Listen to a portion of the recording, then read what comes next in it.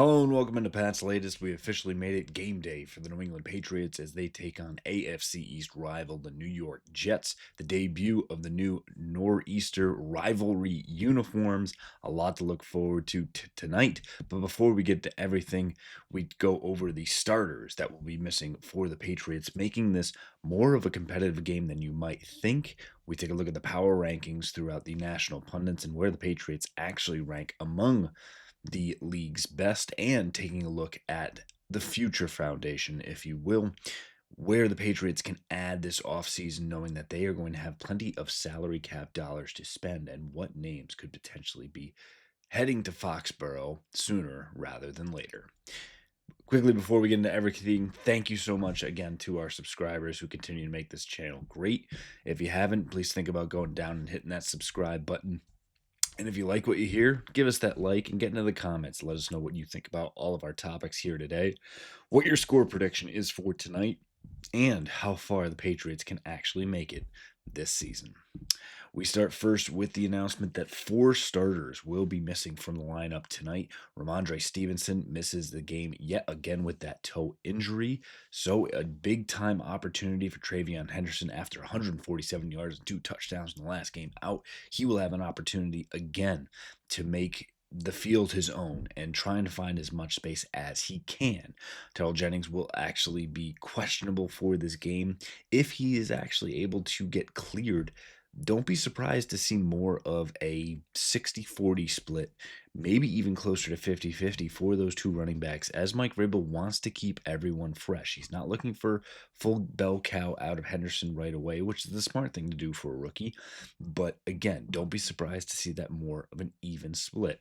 Kayshon Boutte, again, will be out for the second straight game, so Mac Hollins will have more opportunities, as will Kyle Williams, who, like Travion Henderson, showed off his immense speed, and we'll get a chance to do that against a depleted New York Jets secondary for several reasons, which we'll get into quickly here.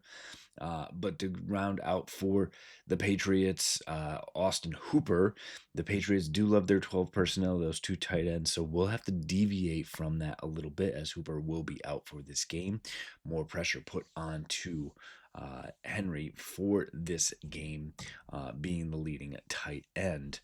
Additionally, Christian Ellis will be out for this game, and Jack Gibbons gets to follow up on his great performances. And again, not a huge drop off, but again, 4 starters really missing here for the Patriots.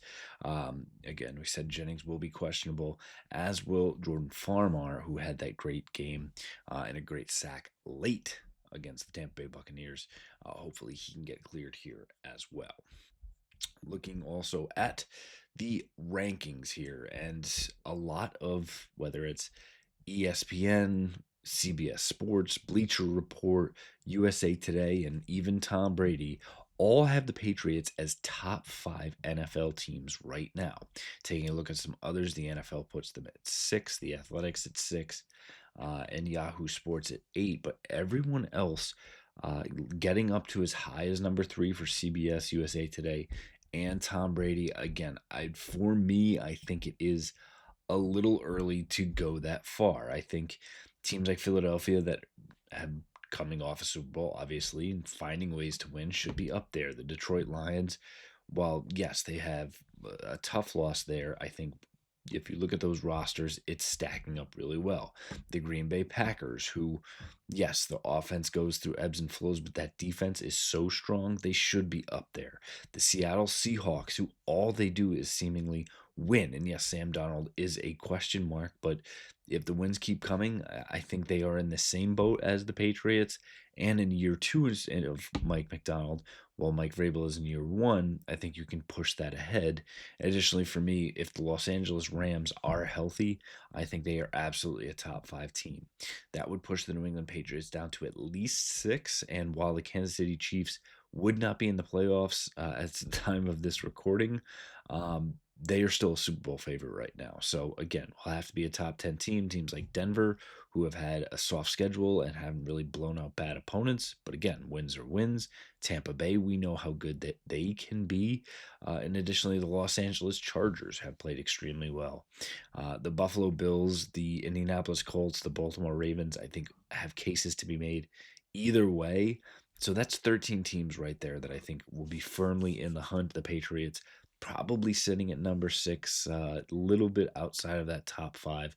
Again, need to take care of business against the Jets. Cannot have a speed bump against a team like this, because that is something that can really turn perception of the media, perception of the fans, and hopefully not internally in the locker room.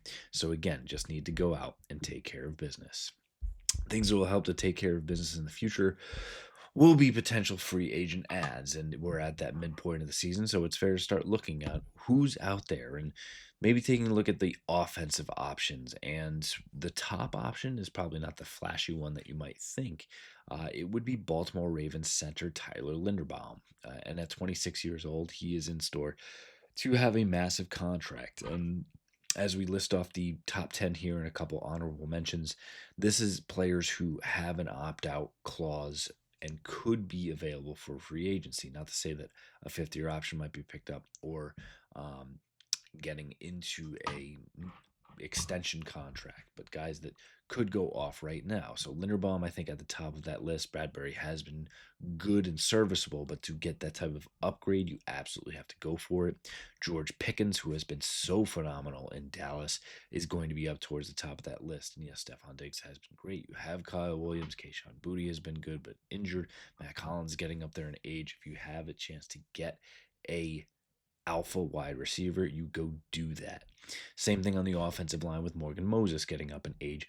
Braden Smith from the Indianapolis Colts at 30 years old is probably in store to get money on par with what Dan Moore got this past year. If looking at the backfield, Brees Hall at just 25 years of age will be a free agent. And if you're looking to potentially build out a monster of a backfield, could go that route. Another wide receiver on the list, Alec Pierce, who's been absolutely balling out for the Colts, and at 26 years of age, again, somebody that you absolutely would have to take a look at, and probably fits well with Josh McDaniels is looking for. And on the heels of Austin Hooper being injured, if Isaiah Likely makes his way out of the Ravens, he is somebody that could actually find a way to get a good contract going his way. Two others with the pass catchers, Romeo Dobbs coming over the Green Bay Packers, having such a great year. Kyle Pitts, who is a massively high draft pick and still somehow only 25 years old, again, could be just great options for Drake May to throw to. Some old reliables in there as well, with Jacoby Myers at 31 years old and Mike Evans wanting to build out some veteran rapport in that wide receiver room. Right there is your top 10 offensive potential free agent ads. Rasheed Walker, the Green Bay offensive tackle at just 26 years of age, and running back from the Jacksonville Jaguars, Travis Etienne, also will be available. So, again, top 12 names right now that the Patriots could be after. Put those in your check back list and see kind of how injuries start to progress and where the Patriots and Elliott Wolf and Mike Vrabel could end up going on the offensive side of the ball.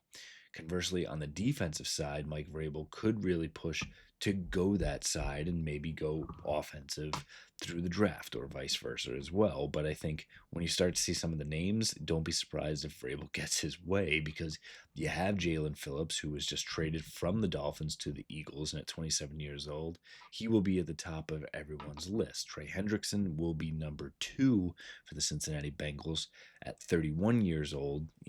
Just a couple years past and maybe more production thus far. But again, I think age, those 4 years, will really start to skew it a little bit. In the secondary, Alontae Taylor from the New Orleans Saints at 27 years old. If you go into the trenches, Travis Jones, who's been a true disruptor at the defensive tackle spot at 26 years old. Then a few linebackers as well. Devin Lloyd from the Jacksonville Jaguars at 27, and Quay Walker for the Green Bay Packers at 26. Both a bit of a jack of all trades, can be off ball, on ball, and pass rush, and really just start to add what Mike Vrabel is looking for in this defense. Reek Woolen, the cornerback for the Seattle Seahawks, was in some trade rumors at the deadline. So at 27, don't be surprised if he could find his way elsewhere. Additionally, Kwity Paye for the Indianapolis Colts, if they did not pick up that fifth-year option, could get away, former first-round pick, and actually from my high school alma mater for the Bishop Hendricken Hawks, who went on to Michigan. Absolutely has that get off and gets that ability to also win the one-on-one matchups.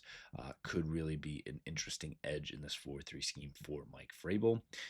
And then two others, Jalen Watson, the cornerback from the Kansas City Chiefs, who's fallen a little bit out of favor, and Boye Mafe, the edge for the Seattle Seahawks. They continue to add a lot at that spot and could end up being the odd man out. The final two, some familiar names in the honorable mention side. John Franklin Myers, the interior defensive tackle, pushing up against 30, but the Denver standout would definitely be in the top 10. And if this were probably 3 years ago, Khalil Mack would be probably number one on this list. But now at 35 years of age, takes that honorable mention nod. And again, if you get into a team-friendly deal and pair him with potentially some younger pass rushers, could absolutely be in the mentor phase of his career. A quick look there at some of the top free agents, but get in the comments. Let us know what you think. Who's the best fit for the Patriots coming up? And again, when you're playing against one of the bottom teams in the league, we can have a good time to talk about this, but we will be switching gears quickly to the big matchups coming down the pike after you get through the Jets, the Bengals, and the Giants. Getting back into the Bills, getting into the Ravens, getting to potentially Joe Burrow and those Bengals as well. So much to get into as we get through the half point of the season and starting to look towards playoffs. Again, thank you for joining us. Think about that subscribe and like button. Go back and check out all of our old episodes as we bring you everything on the New England Patriots. Fight on, Foxborough.